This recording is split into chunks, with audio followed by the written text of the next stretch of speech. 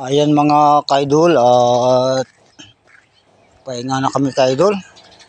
Ano na, alas 12 na kalods. Yun lods yung aming inampilan. Yun, simula dito hanggang doon sa dulo. Pantay lang ito kailod ng punlaan kasi yung kabila iba naman yung may-ari yung kaidol.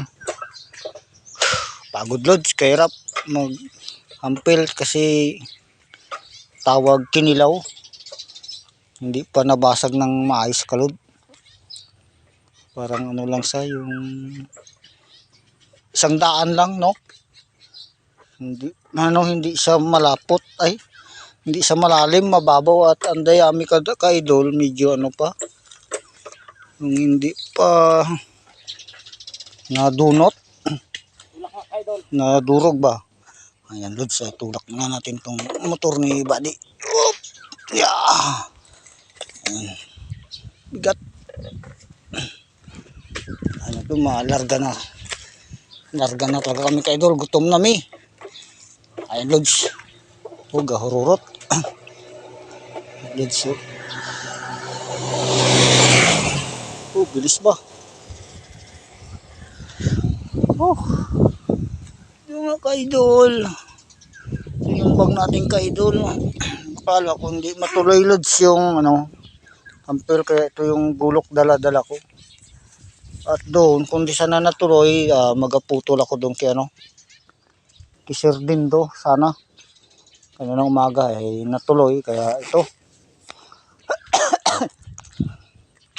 napasubo tayo kaidol sa hampil. Ngayon lods, tapos na yan ngayon hampil. Kasi yung iba medyo makunat, matigas. Ngayon magalipat kami doon banda sa Suyok. Ay doon banda Kitisnado kaidol.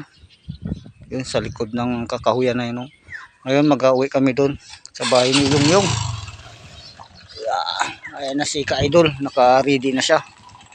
At ako mag-ano pa lang, mag-sakay pa lang. Hindi ko pa natali yung aking pandong. 1 minutes na.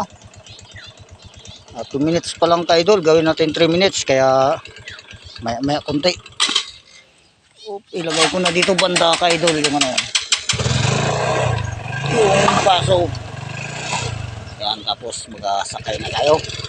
Para pag nag 3 minutes na sa kaidol, go na. Medyo anong motor yan oy?